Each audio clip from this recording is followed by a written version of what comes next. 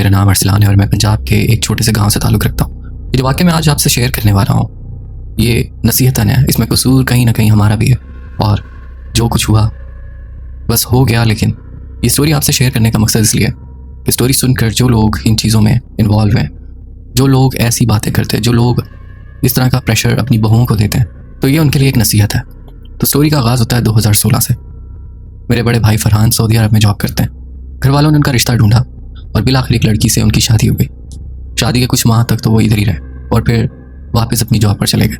वो साल में एक दो दफ़ा आते, कुछ छुट्टियां गुजारते और चले जाया करते थे। ये इनकी रूटीन थी और फिर अरसा गुजरता चला गया, यहाँ तक कि 2 साल हो गए और मेरे बड़े भाई की कोई औलाद नहीं थी। यहाँ मैं कहना चाहूँगा औलाद की देन अल्लाह की तरफ से होती है, इंसान के बस में कुछ नहीं होता। मेरी वालदा ने मेरी भाभी पर प्रेशर डालना शुरू कर दिया कि 2 साल हो गए हैं और तुम लोगों की औलाद नहीं है। मेरी भाभी जो बहुत अच्छी थी और बहुत हंसमुख, अब जब उन पर प्रेशर आना शुरू हुआ तो वो बहुत खामोश रहने लगी।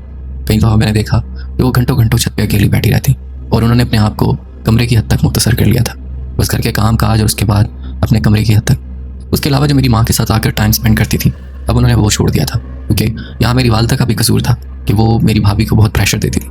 अगर कोई अच्छी बात भी हो, मेरी वालदा का मूड अच्छा भी हो, तो कहीं ना कहीं वही बात बच्चे की बात निकल आना और इसी बात को मेरी माँ ने घसीट देना, जिस पर मेरी भाभी का बहुत ज़्यादा मुँह बन जाता था। खैर मैं ये चीज़ें नोट कर रहा था। मेरी भाभी बहुत रिजर्व रहने लगी। उन्होंने अपने आप को कमरे के अंदर बंद कर लिया। जब कोई काम होता, कोई बुलाता तो तभी वो आती, उसके अलावा बस कमरे में ही रहती या छत पर जाके ज़्यादा देर टाइम स्पेंड करती थी। अच्छा यहाँ बताता चलूँ, मेरे वालिद साहब अब इस दुनिया में नहीं है और मेरी वालदा की आदत थी कि बड़ा टाइम से सो जाया करती थी। मेरी आदत थी कि मैं रात लेट नाइट तक मोबाइल में गेम खेला करता था। अब सहन के एक तरफ कोने में मेरी भाभी का कमरा था और दूसरे कोने में मेरा और वालदा का अलग अलग रूम था।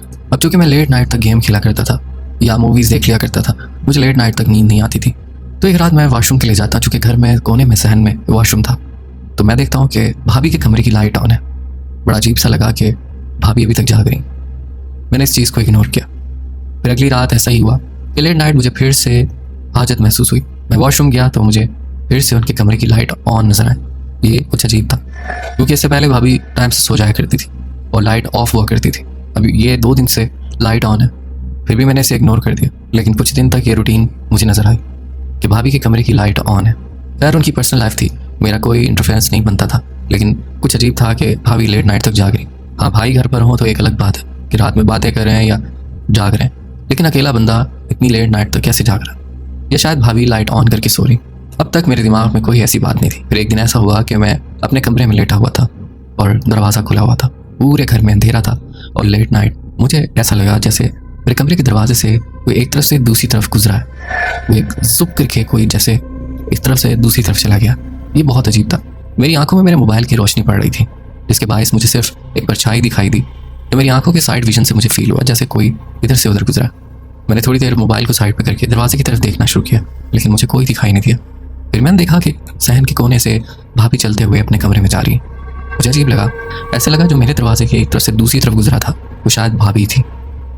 खैर मैंने उठकर अपने सहन में देखा, बरामदे में देखा, मुझे कोई दिखाई नहीं दिया, बस भाभी अपने कमरे में जाती हुई दिखाई दी थी। ये कुछ क्रीपी था, बट ऐसा कुछ नहीं जिससे मैं कोई अंदाजे लगा सकूं। खैर दिन गुजरते गए और वो लेट नाइट जागने वाली रूटीन अब भाभी की भी थी। कभी उन्हें वॉशरूम जाते देखता, कभी किचन जाते देखता, यानी वो लेट नाइट उठकर खाना पीना भी करती थी। खैर मैंने उनकी मामलात में कोई बात नहीं की। फिर एक रात एक बहुत अजीब मामला हुआ।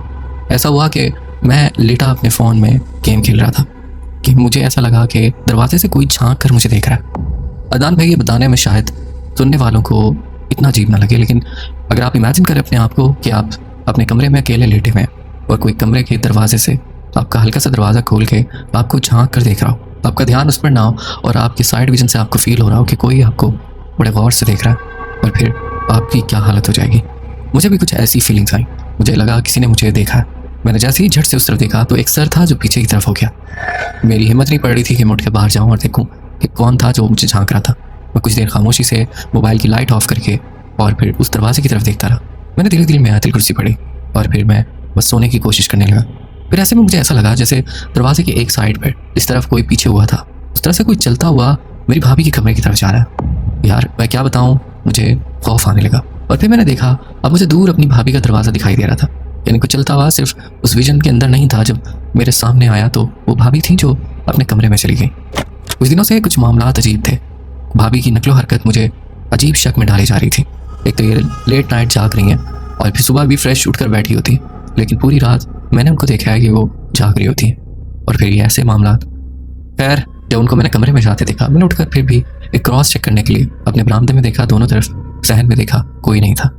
ये चीज़ें मेरी तवज्जो मेरी भाभी पर खींच रही थी। फिर उस अगले दिन मैंने ये प्लान किया, मेरे जहन में यह आया कि शायद भाभी मुझे चेक करने आती कि मैं सो गया हूँ कि नहीं। खैर अदनान भाई, उस अगली रात मैंने ये प्लान किया कि मैं इस रात एक्टिंग करूँगा कि मैं सो गया हूँ, फिर देखता हूँ कि क्या होता है। उस रात मैं एक मूवी देख रहा था अपने फ़ोन में और मेरा ध्यान भाभी के दरवाजे की तरफ था। इससे पहले जब भी भाभी आई या जो भी चीज़ थी, मैंने कभी ध्यान नहीं दिया कि वो भाभी ही थी या कोई और, वो कमरे से निकलती थी या नहीं। इस दफ़ा मेरा पूरा ध्यान उनके दरवाजे पे था कि कब भाभी बाहर निकले तो मैं वही एक्टिंग करूँ कि मैं सो रहा हूँ। रात का वही टाइम था, ये तकरीबन रात के 2-3 के टाइम की बात होती थी कि मुझे कोई देखने आता था। बिल्कुल उसी टाइम पर मुझे फील होता है जैसे भाभी का दरवाज़ा खुला। मैंने फ़ौरन से मोबाइल की लाइट ऑफ की और बिल्कुल ऐसे आंखें मीच कर लेट गया कि जो भी आया उससे लगे कि मैं सो रहा हूँ। अदनान भाई बात सुनने वाली, मैं लेटा हूँ आंखें बंद करके, लेकिन मैं हल्की हल्की आंखों से देख भी रहा हूँ। मेरा रुख दरवाजे की तरफ ही है कि देखूँ कौन आता है और क्या देखता है। ऐसा ही था, मैं दरवाजे की तरफ मुँह किए लेटा हुआ था। अब चूँकि कमरे में अंधेरा था, बाहर सहन में वो वॉशरूम वाली लाइट ही जल रही थी जो दूर जल रही थी। तो सीन ये होता है कि कमरे से बाहर चलते हुए शख्स का तो पता चल जाता है, लेकिन बाहर से कोई कमरे में झांक रहा हो, जब कमरे की लाइट ऑफ हो तो बाहर वाले बंदे को सिर्फ हल्का सा सोता हुआ बंदा ही अंदर दिखाई देगा। और ऐसा ही था, मैंने फ़ोन की लाइट बंद कर दी थी और बिल्कुल ऐसा प्रिटेंड किया जैसे मैं बहुत गहरी नींद में सो रहा हूँ। मैंने देखा मेरी भाभी दरवाजे से छुप कर मुझे देख रही हैं और फिर उन्हें ये लगा कि मैं सो गया हूँ और उसके बाद वो वापस अपने कमरे की तरफ चली गई। अब अंदर जाते ही मुझे एक भिनभिनाहट सी सुनाई दी। अदनान भाई, मुझे ऐसा लगा जैसे वो कुछ पढ़ रही हैं। अब मैं कमरे से बाहर निकला, मैं उनके कमरे के पास गया। अब मुझे डर ये भी था कि वो एकदम से कमरे का दरवाज़ा खोल के बाहर मुझे देख ना ले कि मैं कुछ चापलूसियाँ कर रहा हूँ, एक अलग ही कट्टा खुल जाना था। तो खैर, मैं बड़ा एहतियात से अपने कमरे से निकलता हूँ और आहिस्ता आहिस्ता भाभी के कमरे के पास जाता हूँ। अब वो जो आवाज़ थी वो भिनभिनाने की नहीं, वो कुछ पढ़ने की थी। वो कुछ पढ़ रही थी, लेकिन मैं यकीन से कह सकता हूँ वो कुछ और ही लैंग्वेज में कुछ और ही पढ़ रही थी, जैसे इंसान कोई विर्द करता है, बिल्कुल वैसे मुसलसल पढ़ना शुरू हुई। और फिर अदनान भाई, इतनी बदबूदार चीज़, ऐसी सड़ी हुई जैसे कोई मांस जलता है, ऐसी स्मेल उनके कमरे से आने लगी। अंदर वो कुछ जला रही थी और उसकी स्मेल बाहर तक आ रही थी। वो इतनी बदबूदार चीज़ थी, मुझे सब मामलात बहुत अजीब लगने लगे। अब भाभी पे शक होने लगा कि वो कुछ और मामलात में इन्वॉल्व है, लेकिन मैं अभी इस कुछ यकीन से नहीं कह सकता था। मैंने भाभी की इन चीज़ों पे पर्दा रखा कि मैं अपनी माँ को बताऊंगा तो पहले ही इनका जीना हराम किया हुआ है, तो ऐसी चीज़ों पर मेरी वालदा उन पर और ज़्यादा प्रेशर बढ़ा देंगी। मुझे क्योंकि तरस बहुत आता था, अब आखिर वो भी किसी की बेटी है जो हमारे घर पे है। मेरी वालदा वैसे तो उन्हें बेटियों की तरह रखती थी, लेकिन जब ये मामला आते थे, जब ये बात याद आती थी कि औलाद नहीं है, तो वो उन्हें फिर बहुत बातें सुनाती थी। खैर अदनान भाई, मेरी एज उस टाइम तकरीबन 21 साल थी। आप यकीन करें, मुझे अपनी भाभी से डर लगने लगा। अब मैं जो कि रात को लेट नाइट मूवीज़ या गेम्स खेल लिया करता था, यानी जैसे कबूतर बिल्ली को देख के आंखें चुराता है, बिल्कुल वैसे मैं डरने लगा कि पता नहीं क्या मामला आता है, मैं टाइम से सो जाया करूँ। लेकिन इंसान की फितरत है ना क्यूरियोसिटी, कि जब तक इंसान को पता ना चले कि आखिरकार मामला क्या है, वो सुकून से नहीं बैठता। बिल्कुल वही सिचुएशन मेरी भी थी। फिर कुछ दिन ऐसे ही गुजर गए। मैं दिन में अपनी भाभी को देखता, उनके चेहरे को देखता, उनका चेहरा बिल्कुल ढल चुका था। एक ऐसा इंसान जिसके चेहरे की मुस्कुराहट बिल्कुल गायब हो चुकी हुई हो और उसकी ज़िंदगी में कोई खुशियाँ ना हो, बिल्कुल वैसी ही शक्ल मेरी भाभी की रहती थी और मुझे उस पर तरस भी आता था।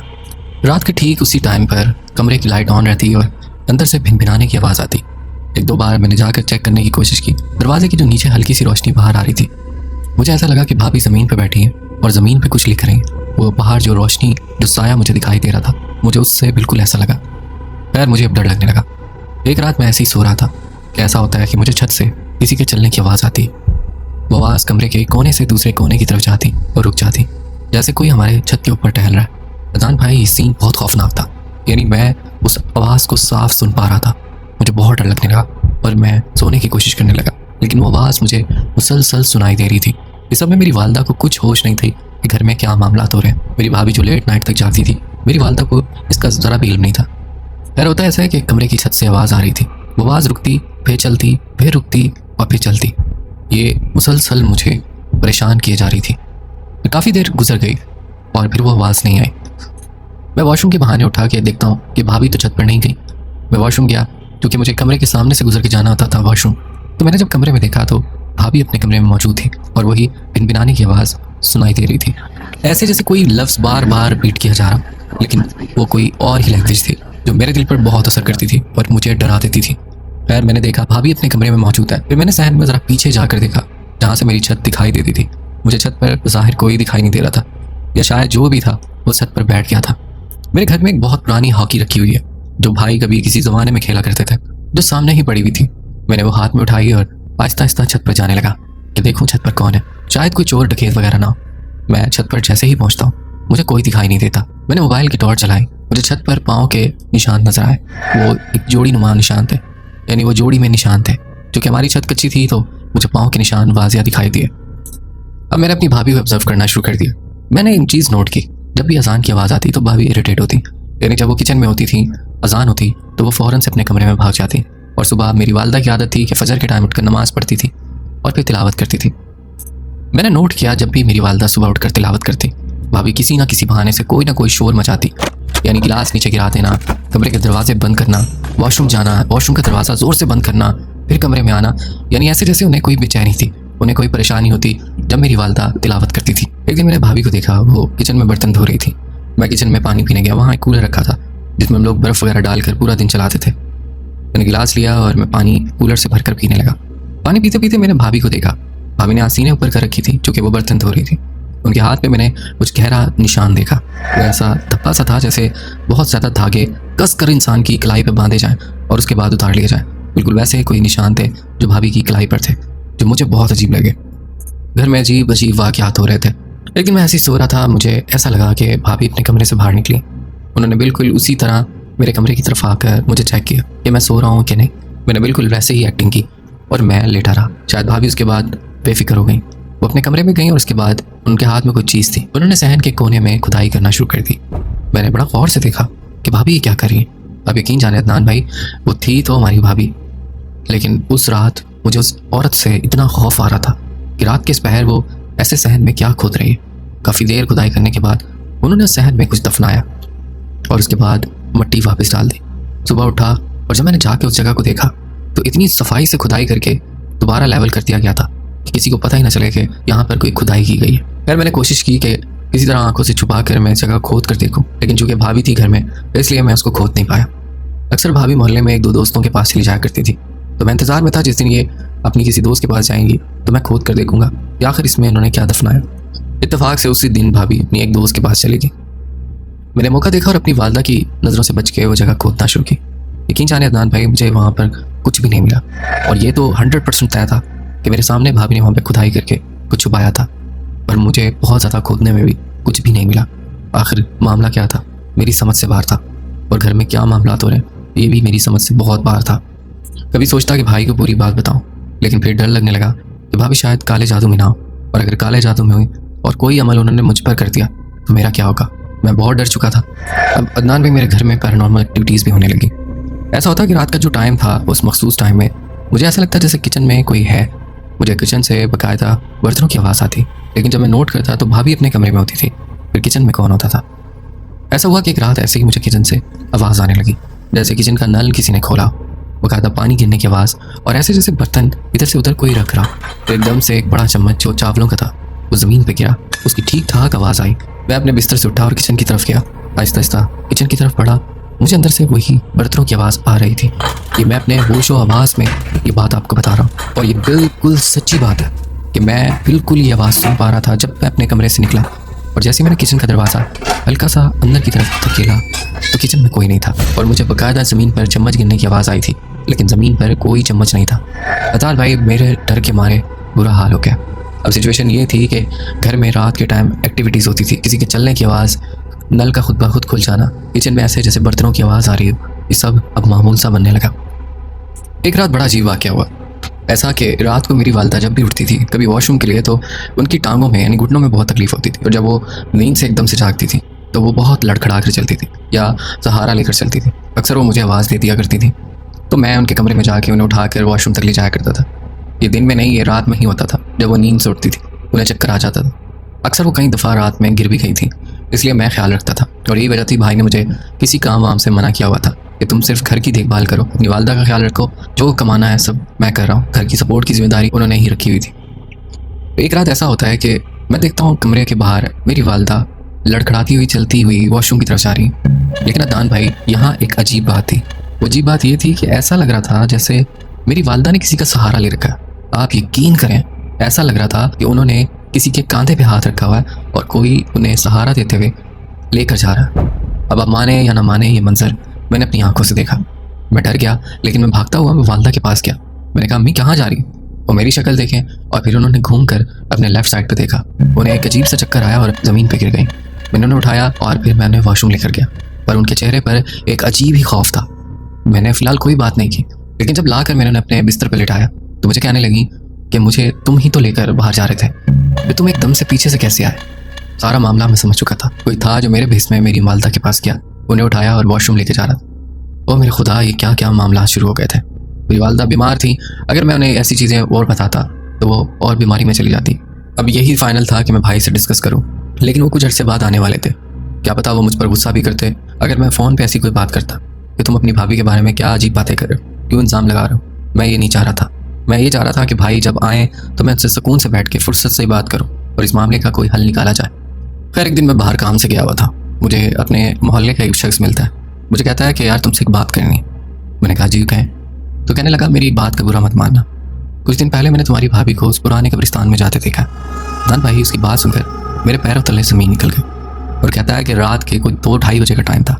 मैं खेतों को पानी लगाने जा रहा था, तब मैंने देखा कोई औरत कब्रिस्तान की तरफ जा रही है। मैंने उसका पीछा करना शुरू किया और जब मैं बहुत करीब पहुंचा तो मुझे अंदाज़ा हो गया कि तुम्हारे बड़े भाई की बीवी है।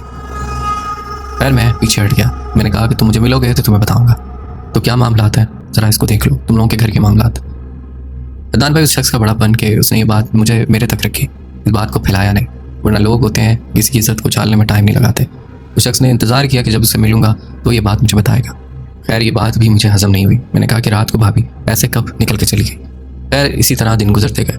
कभी मामला बढ़ जाते, कभी सुकून हो जाता, लेकिन वो रात में जागने वाला मामला ख़त्म नहीं हुआ। भाभी लेट नाइट तक डेली रात को जागती थी और एक दिन रात को ऐसे ही मुझे मेन गेट की आवाज़ आई। हमारा लोहे का मेन गेट था, बाकायदा उसकी कुंडी खोलने की आवाज़ मुझे साफ सुनाई दी। अब चूँकि वो बहुत हार्ड थी तो बहुत ज़ोर लगा कर उसे हिला हिला कर खोलना पड़ता था, तो उसकी आवाज़ मुझे सुनाई दी। क्योंकि रात का टाइम था, माहौल में सन्नाटा था। मैंने देखा कि भाभी दरवाज़ा खोल रही, उन्होंने बड़ी सी चादर ओढ़ रखी थी और वो बाहर जाने की तैयारी में थे। टाइम वही रात का था। मुझे उस शख्स की बात दिमाग में आई कि वो सही कह रहा था, ये भाभी कहीं निकल रही है। अब मैंने ये सोचा कि आज क्यों ना मैं इनका पीछा करूँ, आखिर किन चक्रों में। तो खैर, मैंने उन्हें जाने दिया और मैं जल्दी से कमीज़ पहनता हूँ, क्योंकि मैं शलवार और बनियान में सोया करता था। और जल्दी से कमीज़ पहनकर मैं उनका पीछा करने लगा। मैंने मोबाइल उठाया कि टॉर्च की मदद ले सकूँ और मैं उनका पीछा करने लगा, बिल्कुल ऐसे कि उन्हें बिल्कुल भी अंदाज़ा ना हो कि मैं उनके पीछे। वो चलती रही और गाँव के उस पुराने कब्रिस्तान की तरफ चलने लगी, जो हमारे घर से तकरीबन 1-8 किलोमीटर दूर था। इतना दूर नहीं था। चलते चलते वो कब्रिस्तान में एंटर हो गई। अदनान भाई, वो कब्रिस्तान दिन में भी कोई शख्स उसमें एंटर हो तो उसे खौफ आने लगे, क्योंकि वहाँ पर अब गाँव के लोग तदफीन नहीं करते। वो पुराना अंग्रेज़ों के दौर का कब्रिस्तान है और अब वो वीरान है। उस कब्रिस्तान में वो जाने लगी और ऐसे रास्ते से और अंधेरे से कि बड़े बड़े मर्द डर जाएं, लेकिन वो दलेरों की तरह चलती हुई कब्रिस्तान की तरफ जा रही थी। उनके हाथ में शायद कुछ था, मैंने नोट किया।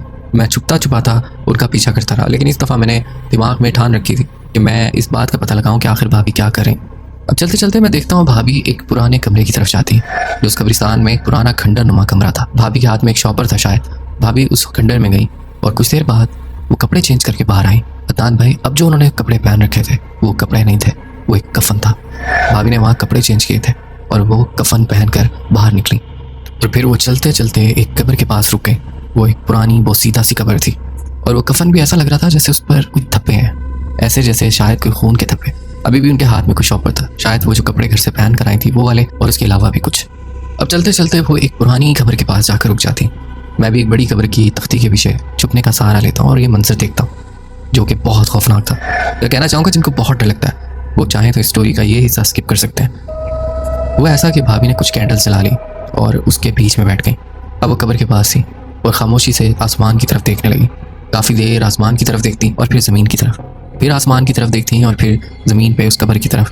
अदनान भाई, इतना खौफनाक था ये मंजर कि मेरे रोंगटे खड़े हो गए।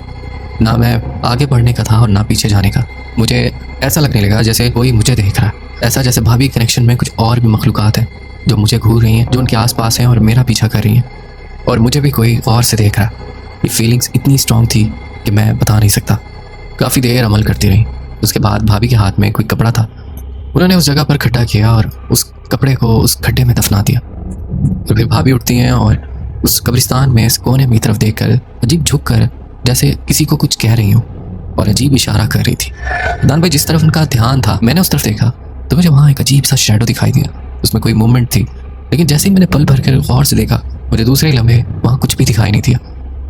लेकिन उससे पहले मुझे वहाँ पर कुछ हिलता हुआ दिखाई दिया था। कोई चीज़ थी जो भाभी से कनेक्ट थी। और उसके बाद भाभी वहाँ से वापस उस कमरे की तरफ जाने लगी जहाँ पर उन्होंने पहले कपड़े चेंज किए थे। अब अदनान भाई, मैं बताता चलूँ, मेरी पोजीशन ऐसी थी, मैं यहाँ पे आपको समझा नहीं पाऊंगा कि अगर मैं वहाँ से हिलता भी तो मेरी भाभी की नज़रों में मैं आ जाता। मैं इसलिए खामोशी से चुप करके वहाँ बैठा ये मंजर देखता रहा। मेरा प्रोग्राम यही था कि भाभी यहाँ से जाएँ, उसके बाद ही मैं यहाँ से निकलूँ। हालांकि मैं नहीं चाहता था कि उनके जाने के बाद मैं यहाँ से निकलूँ, क्योंकि जब मैं पहले घर पर ना हुआ, भाभी के जाने के बाद मैं घर पर आया तो उन्हें शक हो सकता था। इसलिए मैं ये चाह रहा था कि मैं इनसे पहले यहाँ से निकल जाऊँ। लेकिन चूंकि अब सिचुएशन ऐसी थी, मैं चुप ऐसी जगह पर गया था तो मैं बिल्कुल सिक्योर कि मुझे वहाँ पर कोई देख नहीं पाता, लेकिन मैं वहाँ से निकल नहीं पाता। भाभी वापस उस कमरे में जाती हैं और फिर वो अपने नॉर्मल ड्रेस में आ जाती। अदनान भाई, इतनी डिटेल्ड स्टोरी मैंने आज आपको शेयर की, शायद ही पहले आपको किसी ने ऐसी स्टोरी भेजी हो। लेकिन ये सब मामला मेरे अपने घर में चल रहे थे। मैं बहुत शौक में था। यार, मैं जिस जगह बैठा था अब मैं वहाँ से हिल नहीं सकता था जब तक भाभी कब्रिस्तान से बाहर निकल जाए। मैंने प्लान ये किया, जब ये कब्रिस्तान से बाहर निकलेंगी तो तब मैं इस जगह को छोड़कर इनसे तेज़ी से निकलूंगा और दूसरे रास्ते से होते हुए घर पहले पहुँच जाऊँगा। अब ऐसा हुआ कि जिस जगह मैं छुपा हुआ था वहीं से करीब से भाभी ने गुजर कर जाना था। थोड़ी देर बाद वो अपनी जगह छोड़ती हैं और चलते चलते मेरे करीब से गुजरती हुई जा रही होती हैं। फिर एक अजीब मंजर हुआ, भाभी मेरे बहुत करीब आकर रुक गई। हालांकि वो मुझे देख नहीं पा रही थी। उन्होंने अपना चेहरा मेरी तरफ घुमाया और कहा, तुमने जो कुछ भी देखा इसका जिक्र किसी से मत करना, वरना तुम्हारे लिए बहुत बुरा हो जाएगा। उस टाइम ज़मीन फट जाए और मैं उसके अंदर चला जाऊँ, ये सिचुएशन थी। उन्हें कैसे मालूम कि मैं यहाँ उनके पीछे आया? यानी कि उन्हें सब कुछ मालूम था। खैर, उस दिन के बाद मैं बहुत ज़्यादा डरने लगा। अब भाभी मुझे देखकर मुस्कुराती थी। अदनान भाई, वो इतनी क्रीपी मुस्कुराहट थी कि मैं आपको बता नहीं सकता। जब भी वो मुझे देखती तो वो एक अजीब सी स्माइल देती, जैसे स्माइल एक तंजिया स्माइल हो। अब घर के मामला बिगड़ने लगे। कभी कभार रात को भाभी के कमरे से हंसी की आवाज़ आती और इतनी खौफनाक कि मैं बता नहीं सकता। वो बाकायदा कहके लगा कर हंसती थी। मेरा दिल जैसे किसी ने पकड़ लिया और मैं बहुत ज़्यादा डर जाया करता था। अच्छा अदनान भाई, अब जो है भाभी का रद्द-ए-अमल कुछ चेंज होने लगा। वो ऐसे जैसे कोई पागलों जैसा वो अजीब अजीब हरकतें करने लगी। हमारे सहन में जो वॉशरूम था, वॉशरूम के बाहर एक बेसन था। आप यकीन करें कि मैंने देखा कि वो कितनी कितनी देर उस आईने के सामने खड़ी रहती और ख़ुद को देखती रहती। अब उनकी बॉडी लैंग्वेज और उनका मिजाज बिल्कुल चेंज होता जा रहा था, ऐसे जैसे एक पागल शख्स होता है, बिल्कुल वैसा।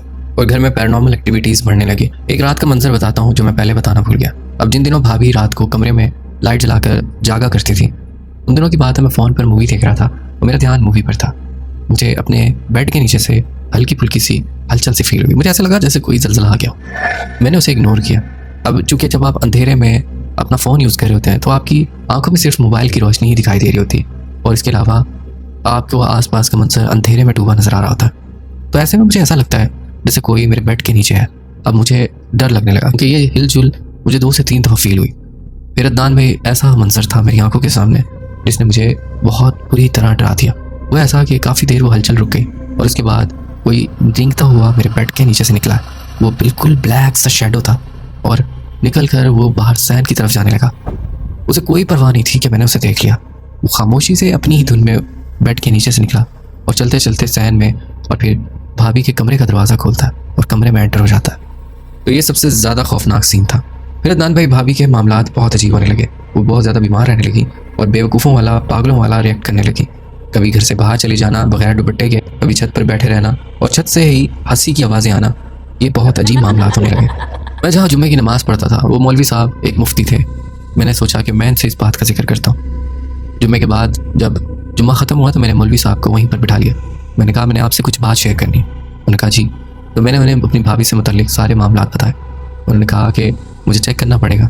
मैंने कहा, उन्होंने मुझे ये तक कहा है कि अगर तुमने ये जिक्र किसी से किया तो मैं तुम्हारे साथ बुरा अमल करूँगी।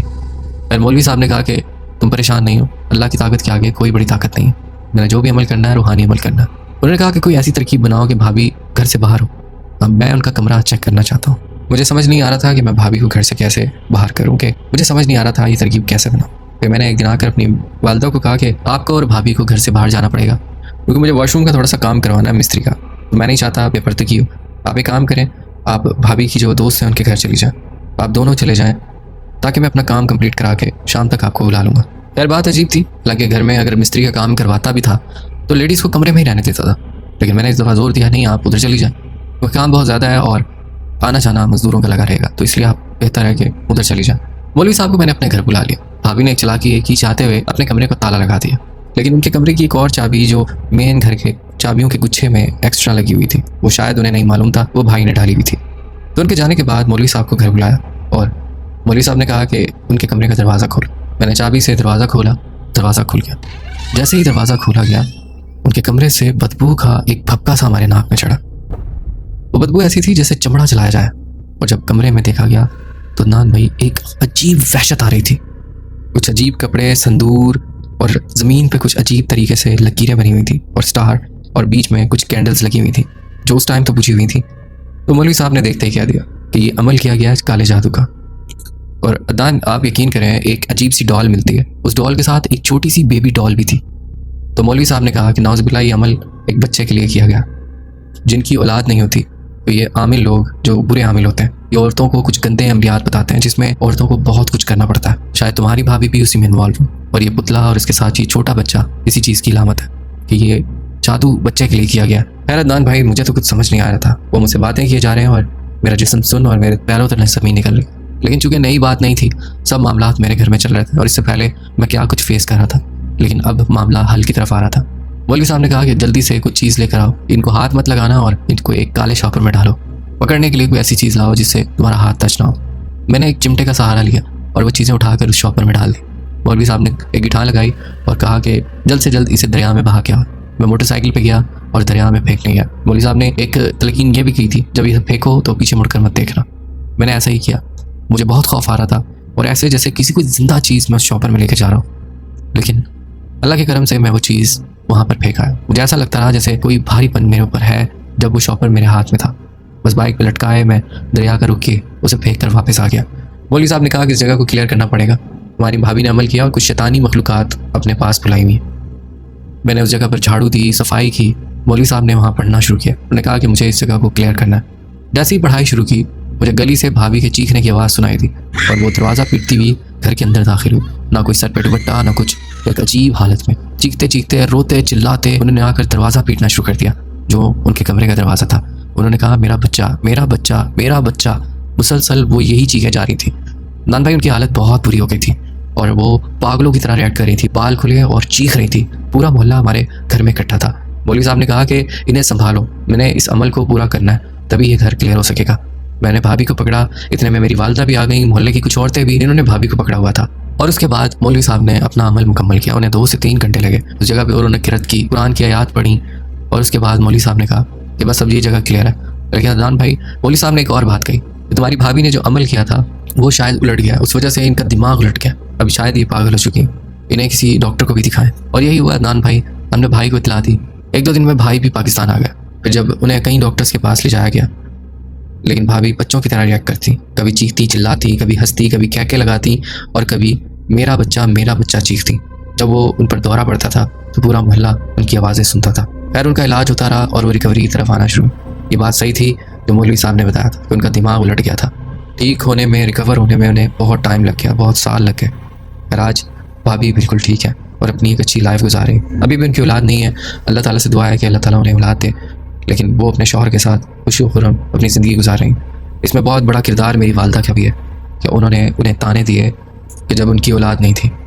तो खुददारा ऐसे लोग जो ऐसे किसी को प्रेशर देते हैं, किसी को तंग करते हैं, ये ज़िंदगी, मौत, औलाद, ये सब चीज़ें मेरे अल्लाह के हाथ में, हमारे हाथ में कुछ नहीं।